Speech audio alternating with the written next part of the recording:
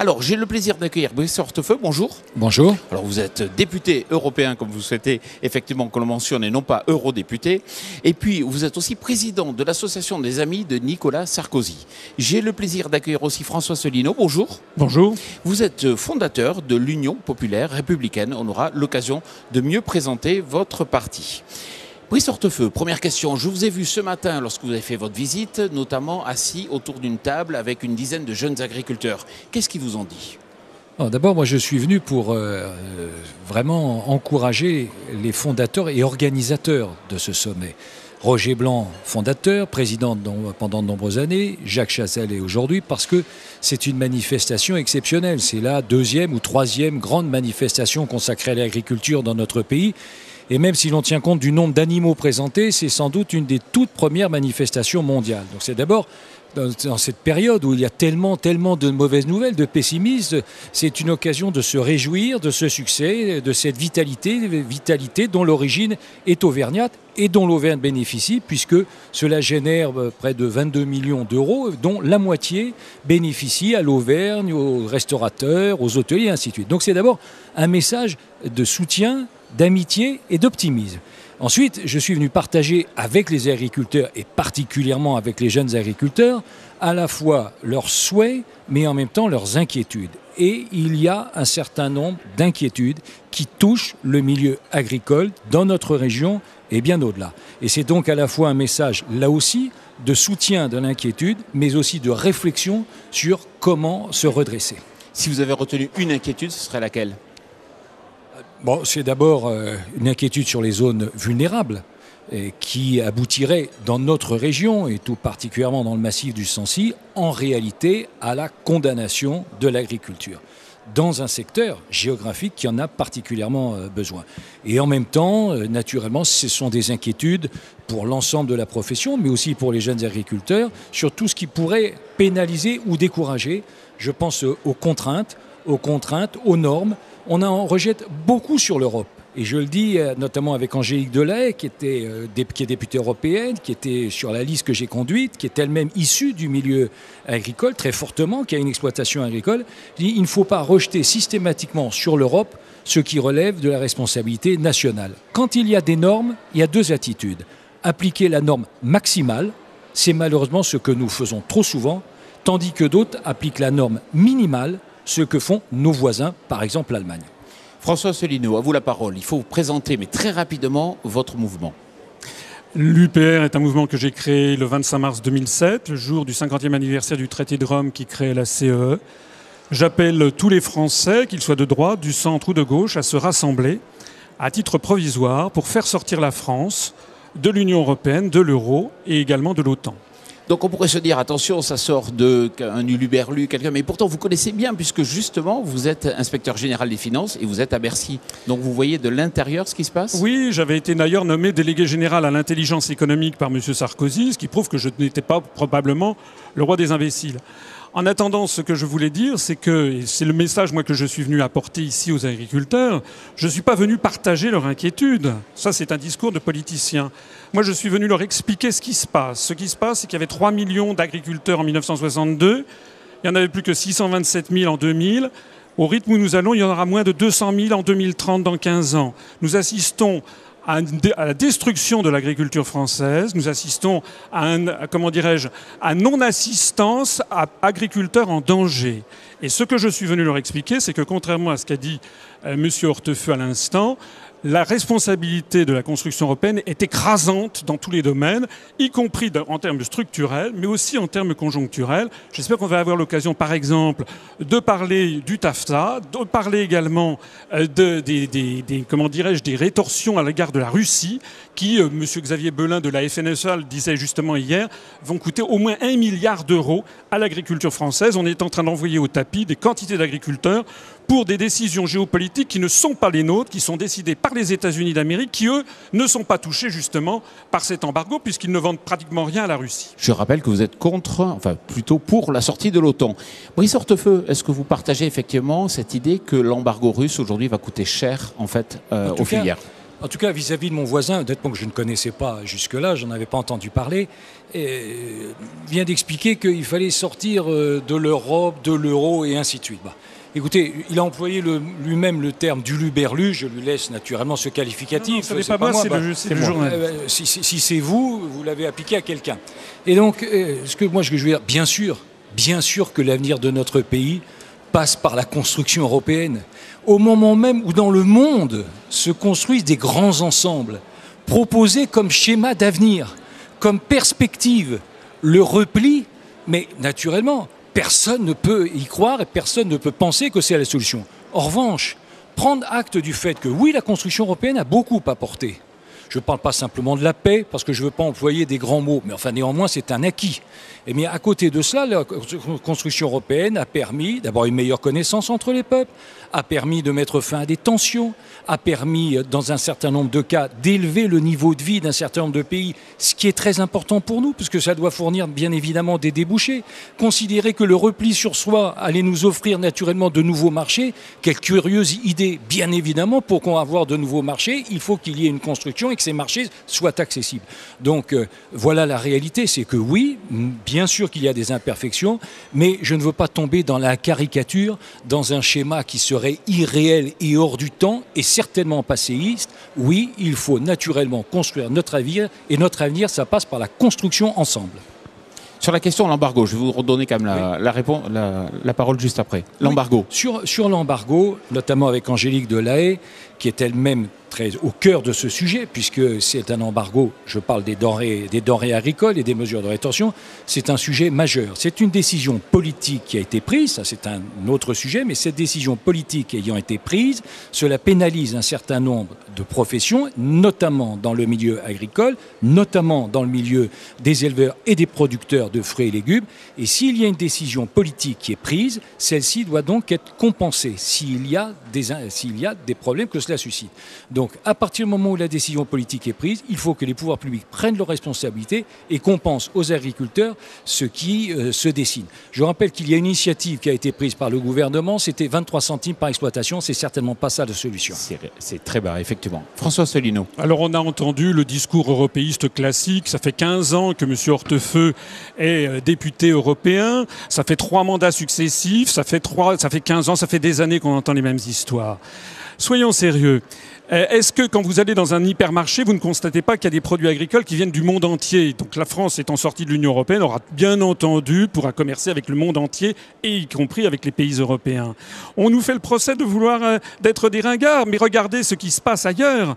Il y a actuellement plusieurs ministres du gouvernement britannique, avec lesquels d'ailleurs la France a des meilleures relations, et qui ont demandé de sortir de l'Union européenne. Le problème, on ne peut pas en traiter de ce sujet, qui est un sujet grave, en quelques minutes. Mais c'est quand même un sujet que les téléspectateurs doivent avoir à l'esprit. Est-ce que vous savez quelque chose, par exemple? Beaucoup d'agriculteurs sont convaincus que si nous sortions de l'Union européenne, nous n'aurions plus de subventions.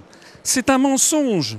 Les subventions, vous savez comment ça fonctionne, l'Europe? L'Europe ne produit rien. Elle ne fait que redonner aux pays les taxes que lui sont versées par les pays de l'Union européenne. Actuellement, la France donne chaque année 21 milliards d'euros à la Commission européenne, qui nous en restitue 14 milliards avec le drapeau bleu aux étoiles d'or. Ce qui signifie que lorsque nous serons sortis de l'Union européenne, qui de toute façon, que cela plaise ou pas à M. Hortefeux, va exploser. Quand nous serons sortis de l'Union européenne, non seulement nous pourrons toujours donner les mêmes subventions aux agriculteurs, mais cette fois-ci avec le drapeau bleu, blanc, rouge, mais nous aurons de surcroît 7 milliards d'euros à consacrer, soit au désendettement, soit à une politique sociale, par exemple le logement, ou même, pourquoi pas, au niveau de vie des agriculteurs.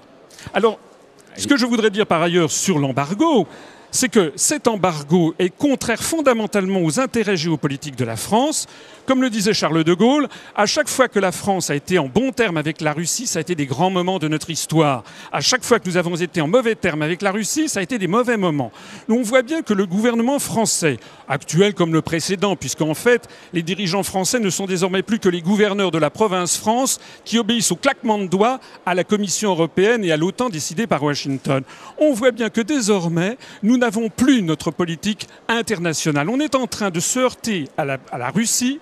Et j'insiste sur le fait, je l'ai déjà dit tout à l'heure, je le répète, que les États-Unis nous poussent à la faute parce qu'eux ne sont pas pénalisés sur les produits agricoles. D'ailleurs, les États-Unis, pendant ce temps-là, Exxon travaille avec Rosneft, vous savez, en Russie. Ils nous ont même fait le même coup déjà avec l'Iran. Nous n'avons plus de politique qui défende l'intérêt des Français en général, des agriculteurs en particulier. Brice Hortefeux, les agriculteurs bénéficient de la PAC. Les agriculteurs bénéficient des aides aujourd'hui. Pourtant, aux élections européennes, on a vu qu'ils doutaient beaucoup de l'Europe. On a vu hier Marine Le Pen dans les allées être très bien accueillie. Aujourd'hui, il faut quand même que la droite reparte à la conquête de l'électorat agricole. Oui, c'est pas simplement la conquête des milieux agricoles. Dans une démocratie, il est normal que les familles souhaitent expliquer, convaincre, séduire et montrer quel est le bon chemin. Alors, je viens d'entendre ce qui vient d'être dit sur la contribution française au budget européen. Expliquer que la solution, ça serait la sortie et qu'on aurait exactement la même chose. Et vous savez, c'était l'histoire de Margaret Thatcher. I want my money back. C'était ce principe-là. Et bien, expliquer que la solution, ce serait donc, voilà, nous sortons de l'Europe et penser que ce que nous ne donnons pas à l'Europe nous bénéficierait immédiatement et qu'il n'y aurait naturellement aucune autre contrainte, naturellement, c'est une vue de l'esprit. Parce que quelle est l'idée ? L'idée, c'est que quand on contribue au budget européen, ce budget est ensuite réparti sur l'ensemble des pays. Pourquoi ? Parce que chacun comprend, ce qui est très simple, que l'élévation du niveau de vie dans un certain nombre de pays, notamment depuis 2004, nous avons accueilli des pays qui étaient des pays issus de l'Est, qui sont toujours géographiquement à l'Est, mais qui n'appartiennent plus au système politique dit de l'Est. Eh bien, l'élévation de ce niveau de vie, naturellement, ça crée un grand marché, ça crée des consommateurs, ça fait travailler nos entreprises. Vous savez, l'Europe est notre principal partenaire.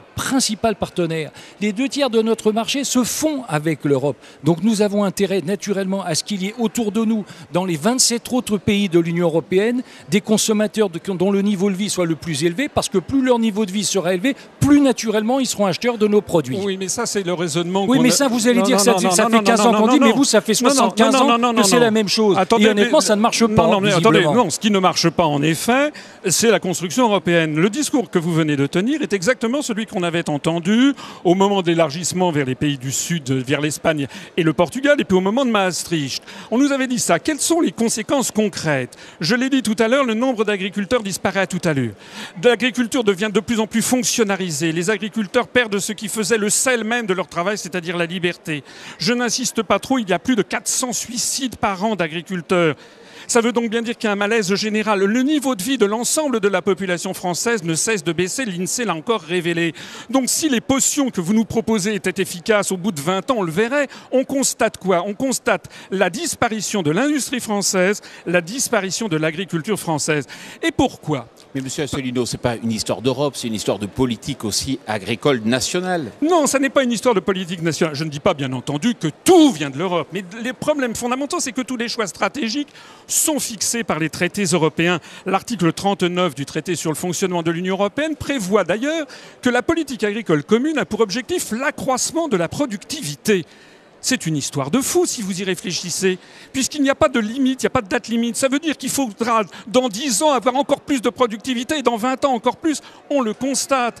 On voit bien que c'est une course folle à la productivité et sur ce terrain-là, nous serons toujours battus par les États-Unis qui ont des gigantesques exploitations agricoles. Je voudrais d'ailleurs à ce propos attirer l'attention sur ce qui est en train de se tramer dans le dos des agriculteurs et des Français, c'est l'affaire du TAFTA, le grand marché transatlantique.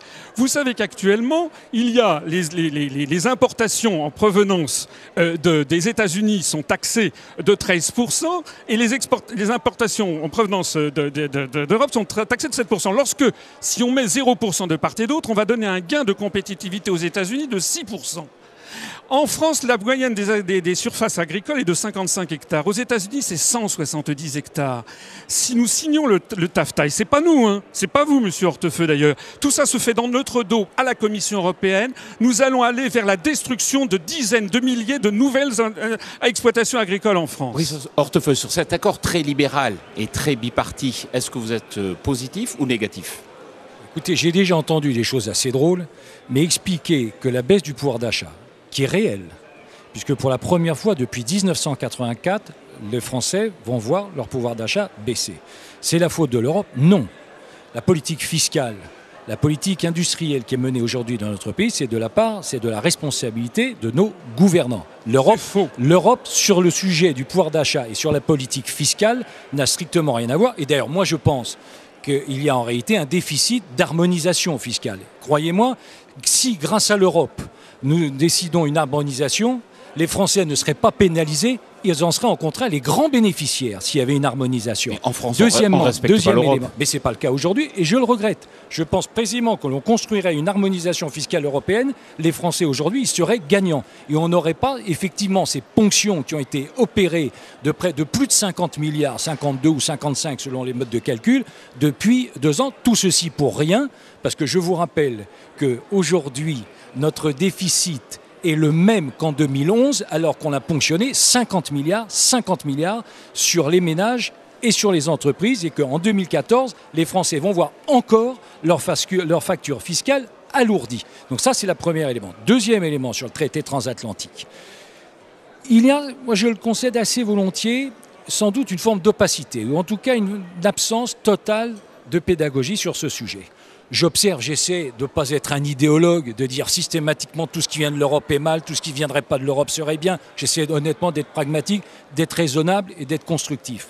Il y a d'un côté ceux qui expliquent, et un certain nombre d'experts nationaux et internationaux, qui disent que la signature de ce traité aurait 2 conséquences.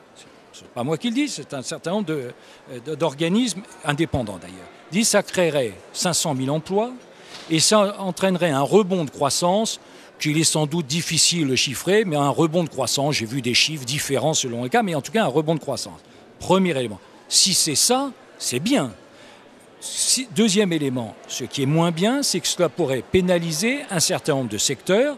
L'Europe d'ailleurs, le Parlement européen s'est déjà penché sur une partie, c'est-à-dire les biens culturels, où là il y aurait effectivement une menace. Et bien sûr qu'il faut être vigilant sur la production agricole, sur le monde agricole, qui ne doit pas être la variable d'ajustement dans ce domaine. Mais ça ne sert à rien de sonner le tocsin comme si c'était demain matin, puisqu'en réalité rien ne se passe avant 2018, en vérité, et que donc nous avons bien sûr du temps, et c'est notre rôle avec les parlementaires européens, c'est notre rôle que de mettre tout ceci sur la table et que ça se fasse en toute transparence. François Asselineau. Ça, ce sont les propos lénifiants que l'on entend tout le temps. Vous savez, ça fait penser à ce proverbe chinois qui dit « c'est dormir toute sa vie que de croire à ses rêves ».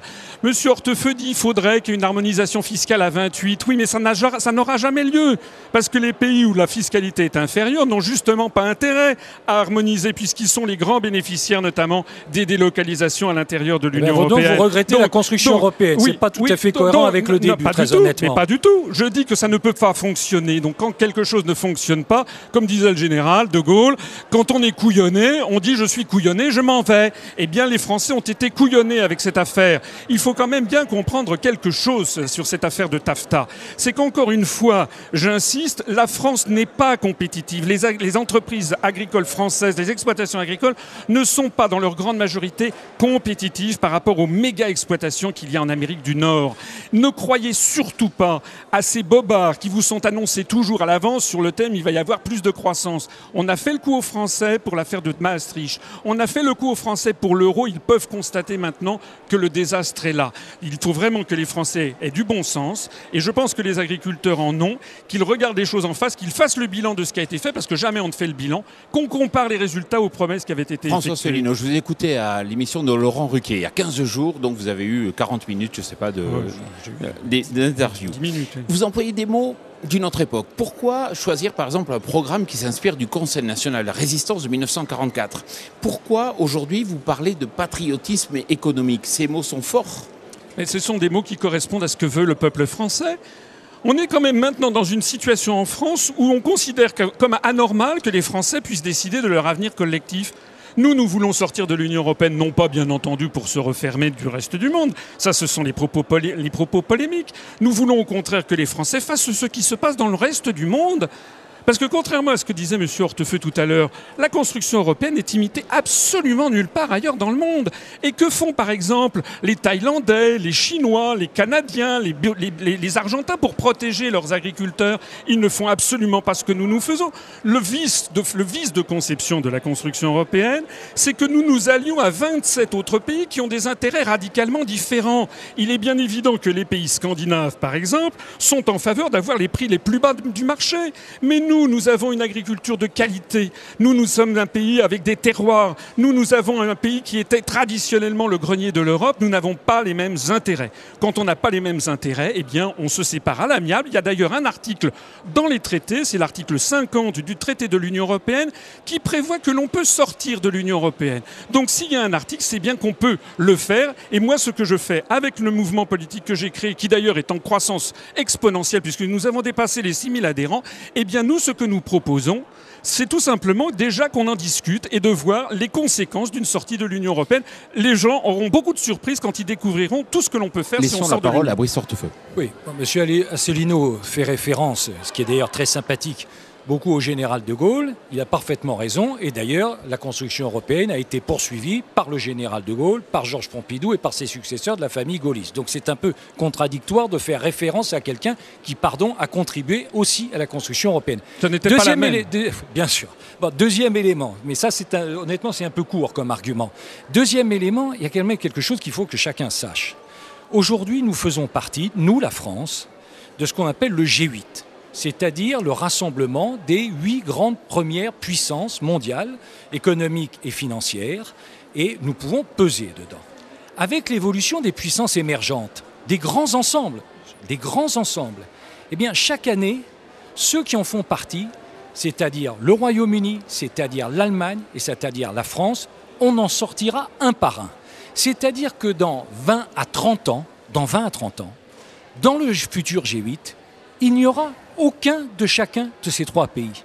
Tandis que si nous sommes unis, si nous arrivons précisément à parler de plus en plus d'une voix, non seulement aujourd'hui nous sommes la première puissance économique, l'Europe est la première puissance économique mondiale, mais nous serons toujours dans cet organisme. Et moi qui suis très attaché à mon pays, qui suis aussi très patriote, et certainement pas moins que mon voisin, dont je ne connaissais pas encore une fois le courant, mais que je respecte, mais je ne suis pas moins patriote que lui, eh bien je veux que mon pays commence à peser. Et pour qu'il puisse peser, cela passe, je vous le donne, c'est un élément chiffré, c'est un élément incontestable, cela passe bien sûr par la construction européenne. Je veux que mes enfants puissent vivre dans un pays qui soit dans un ensemble qui continuera à peser. C'est ça la réalité. Et c'est certainement pas par le repli, par la frilosité, par les petites frontières, par les petites ambitions, par la préservation de ce que l'on croit être un acquis qui sera en fait condamné si précisément on y renonce. Brice Hortefeux, on parlait de politique nationale. Vous avez aujourd'hui la présidence du Sénat. Concrètement, qu'est-ce que ça va changer pour les agriculteurs? D'abord, les sénateurs sont issus pour une très grande partie, un peu moins parce que le gouvernement actuel a changé le corps électoral et a donc diminué la part du milieu rural dans le choix des sénateurs. Mais il ne reste pas moins que le Sénat reste fidèle à sa tradition, et qui est de protéger les collectivités territoriales. Et comme dans notre pays, il y a 36 000 communes, eh bien protéger donc les communes, et comme les communes sont beaucoup des communes rurales, donc de défendre la ruralité. C'est sans doute une assemblée d'équilibre dans laquelle la préoccupation du monde rural est la plus forte. Et regardez d'ailleurs, si vous comparez l'Assemblée nationale et le Sénat, eh bien vous avez une représentation beaucoup plus importante au Sénat du milieu agricole. Mais moi je siège au Parlement européen et ma fierté, c'est que le groupe auquel j'appartiens compte 2 responsables éminents, reconnus, incontestés du monde agricole, à commencer naturellement par Angélique Delahaye, qui a dans la région centre, et qui est elle-même exploitante agricole, une exploitante productrice de fruits et légumes, qui crée d'ailleurs de l'emploi, puisqu'il y a plus de 40 personnes, et qui bien évidemment exporte en Europe. Vous parlez souvent de l'arbre du référendum, concrètement pour écouter les agriculteurs ou le peuple français. Pourquoi? Ça vous semble une arme efficace? De façon générale, il faut rendre la parole au peuple français. Je regrette que mon interlocuteur ait encore ressorti les mêmes bobards sur la France isolée, la France ceci, la France cela. Plus on construit l'Europe et plus la France est en train de disparaître. Moi, je ne vous parle pas de bobards. Bon, donc, puisque vous faites référence à l'histoire, appliquez la langue française et choisissez des mots qui soient des mots plus républicains. Plus républicains, s'il vous plaît, monsieur. Plus on construit... écoutez, à propos de République, vous savez que la République française, la Constitution a prévu dans l'article 4 que les partis politiques doivent respecter le principe de souveraineté nationale. Donc tous les partis européistes violent l'article 4 de la Constitution de la Ve République, excusez-moi. Bon, ça, je ne m'y attendais pas. Il faut reconnaître que c'est assez inattendu. C'est un argument que je vous suggère de cultiver. Quant aux députés européens, puisqu'on parle des députés européens, vous savez combien ils gagnent? Ils gagnent à peu près, s'ils vont bien aux séances, à peu près 15 000 € par mois et à peu près net d'impôts. Donc ça, effectivement, on comprend qu'il y a des gens qui veulent avoir la place. Nous, ce que nous disons, c'est que plus on construit l'Europe et plus la France disparaît de la surface du monde. C'est ça la réalité. Et que l'on ne vienne pas nous dire qu'on est fort, etc. Parce que lorsqu'il s'agit d'aller à la grande exportation, chacun y va avec ses propres armes. Par exemple, Renault s'est allié avec le japonais Nissan pour mieux combattre. Daimler-Benz qui a ses propres interlocuteurs au Japon et ainsi de suite dans tous les pays du monde. Et c'est d'ailleurs très bien qu'il en soit ainsi. Parce que la construction européenne, contrairement à ce qui a été dit, ne nous emmène pas vers la paix. Elle nous emmène en ce moment vers la guerre, avec rien moins que la deuxième puissance nucléaire mondiale qui est la Russie, sans parler du choc de civilisation avec le monde arabo-musulman que favorise la construction européenne. Brice Hortefeux, de façon très courte pour finir, vous êtes président de l'association des amis de Nicolas Sarkozy. Pourquoi Nicolas Sarkozy n'est pas venu ici dans le cadre de ce salon? Il écoute attentivement les agriculteurs. Il n'exerce pas de fonction partisane, officielle, on verra un peu plus tard, mais le salon, il le connaît, il est venu lui-même. Et quand il était chef de l'État aussi, chaque année, naturellement, le ministre de l'Agriculture, quelles que soient les situations, quelles que soient les difficultés, quelles que soient les polémiques, a participé bien évidemment à ce salon. Mais quelque part, considérer que si je suis là, au-delà de l'aspect régional, c'est peut-être un petit peu de lui-même aussi qui est présent. François Asselineau, merci beaucoup. Brice Hortefeux, merci beaucoup. On se retrouve dans quelques instants pour une nouvelle émission.